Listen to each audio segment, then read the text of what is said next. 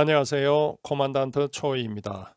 오늘은 약 50년 전 물속에서 실제 있었던 이야기를 해보고자 합니다. 1960년대 냉전 당시 미소 잠수함 간에도 첩보 수집 쟁탈전이 벌어지고 있었습니다. 미국 잠수함들은 북태평양의 캄차카 반도에 위치한 소련 미사일 탑재 잠수함 기지인 페트로파브로브스크 인근에서 첩보 수집을 하였습니다. 당시 소련 순항 미사일은 사거리를 늘려가며 250마일 떨어진 곳에서 미국 항모를 공격할 수 있었기에 미국으로서는 큰 위협이 되고 있었는데요. 미국 잠수함은 이곳에서 소련의 새로운 순항 미사일 발사 시험을 첫 단계에서부터 마지막 단계까지 감시하는 임무를 수행했습니다. 소련 잠수함이 얼마나 많은 미사일을 얼마나 빨리 연달아 발사할 수 있는지 발사 궤도를 알 수 있는 전자파 획득과 미사일의 약점을 평가하는 데 도움이 되는 교신 내용을 도청하고 분석가들이 미사일의 추진 체계를 알 수 있도록 미사일 발사 시 뿜어내는 화염을 촬영하는 것이었습니다. 미국 타우톡 함도 그 중에 한 척이었는데 타우톡 함은 당시 최신의 핵 추진 공격 잠수함인 스털전급으로 약 4,000톤이었습니다. 1970년 6월 20일 타우톡 함은 이 해역에서 소련 에코2급 잠수함 추적 임무를 수행하고 있었습니다. 당시 소련의 최신 핵 추진 잠수함이었던 에코2급 잠수함은 약 4,400톤으로 순항 미사일 8기를 탑재하고 미국 항공모함을 추적하기 위하여 분산 배치되어 있었기에 미국은 에코2급 잠수함 정보가 필요하였습니다. 타우톡함은 소련 영해에 들어서서 에코2급을 접촉하고 추적을 시작했습니다.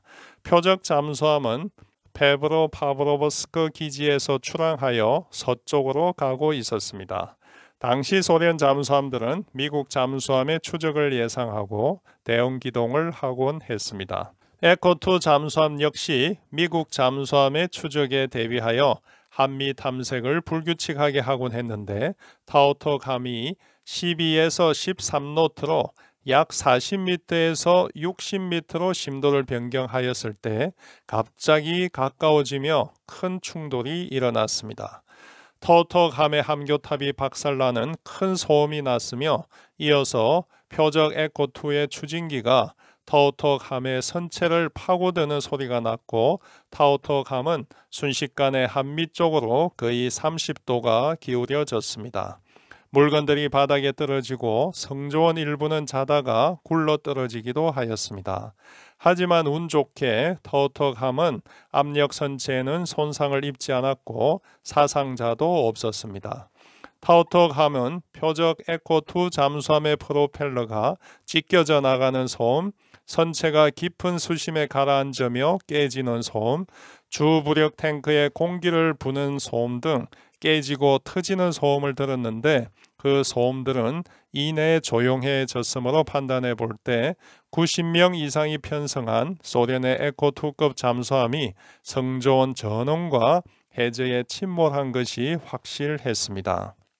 타우톡함은 부상 또는 잔망경 심도로 올라가지 않고 수중으로 신속히 현장에서 이탈을 시도했습니다. 타우톡함은 우현으로 약 10도가 기울어진 채로 소련에서 최대한 멀어지는 동쪽으로 침로를 잡고 12노트 속력으로 이탈하였는데 가속을 하면 더 심하게 기울어지고 함교탑에서 금속들이 떨어지는 소리가 났습니다. 소련 영해로부터 150에서 200마일 떨어지고 나서야 타우톡함은 부상하였는데 함교탑이 망가져서 해치를 열 수가 없었습니다. 갑판 출입용 해치로 나와서 보니 함교탑이 종이장 구겨진 것 같았고 에코2급 잠수함 추진기 파편이 함교탑 상부에 박혀 있었습니다. 잔망경과 마스터들도 모두 손상을 입었기에 통신 비상 안테나를 설치해서 사령부의 소련 잠수함과의 충돌 사고를 보고했습니다. 사령부는 타우톡함에 즉각 진주만으로 복귀하라는 지시를 내리고 7월 1일 진주만에 도착하자 밤이 깊어질 때까지 외항에 대기시키고 등화 관제 후 조용히 입항토록 했습니다. 그리고 함교탑을 캔버스로 덮은 채 근성거로 이동하였습니다. 터턱 함장 발더스톤은 전 승조원을 식당에 집합시키고 충돌 사고에 대해 공식 조사 외에 그 누구에게도 발설하지 말 것을 당부했습니다. 승조원들은 하루 더 함내에서만 대기하였고 비밀을 누설하지 않기로 선서를 한 후에야 밖으로 나왔습니다. 승조원을 포함해서 허가되지 않은 어느 누구도 손상된 부위를 볼 수 없었는데 한 승조원이 기념품으로 간직하기 위해 추진기의 잔해를 사물함에 보관했다가 몇 달 후에 이 사실을 안 보안요원에게 압수당하기도 하였습니다. 미국 잠수함이 소련 잠수함과 충돌하였으며 아마 그 소련 잠수함은 침몰되었을 것이라는 소식은 태평양 함대 사령관, 해군 총장, 합참의장을 경유하여 펜타곤과 백악관으로 보고되었는데 모두 구두로만 행하여졌고 어떤 서류도 남기지 않았습니다. 당시 닉슨 대통령은 이 보고를 받고 엄청난 충격을 받았다고 합니다. 미국 정보 당국자는 녹음 내용을 분석하여 소련 에코2급 잠수함이 침몰했다고 최종 결론을 내렸고 미국은 이를 공식 발표하지 않기로 하고 어떤 기록물도 남기지 않았습니다. 이렇게 이 사건은 조용히 역사에 묻히는 듯 했는데 20여 년이 지난 후 반전을 맞이합니다. 소련 연방이 해체되고 소련 잠수함 함장을 역임한 바그다사리안이 20여 년 전 자신이 미국 잠수함과 충돌한 적이 있다고 공개적으로 밝힌 것이었습니다.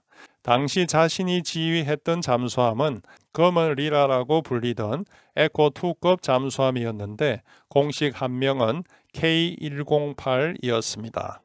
그는 다른 잠수함 함장으로 10년 이상 근무한 뒤 K108 함장으로 부임하였습니다.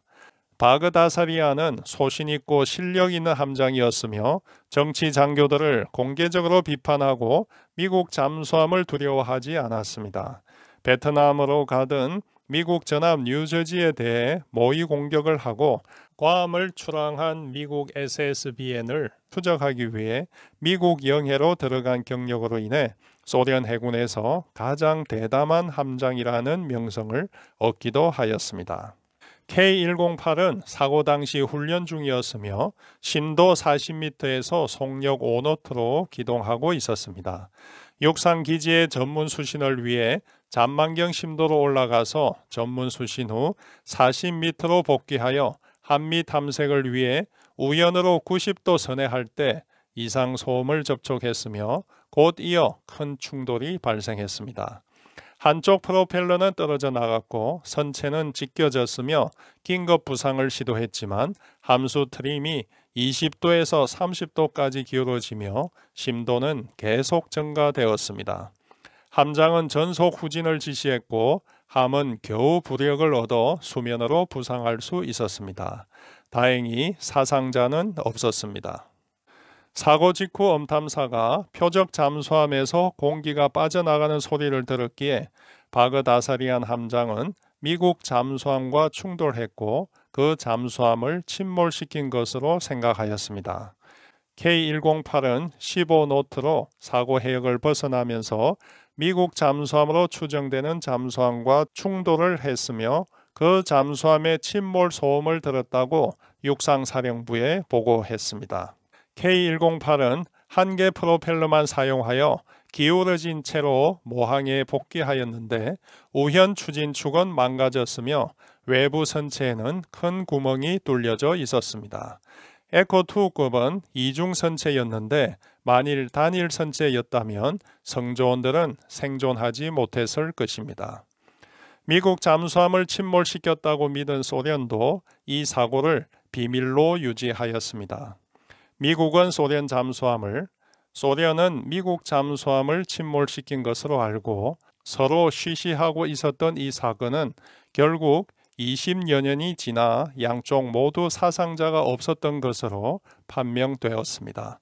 소련 함장이었던 바그다사리아는 토톡 함장 발드스톤을 개인적으로 만나보고 싶었지만 발드스톤은 1984년 심장질환으로 세상을 떠났기에 성사되지 못했습니다. 이 이야기는 1991년 미국 시카고 언론 매체인 시카고 트리뷴에서 보도하였고 1999년 발간된 미소 냉전 수중 첩보전을 다룬 블라인드 맨스 블룹 책자에 자세히 소개되었습니다.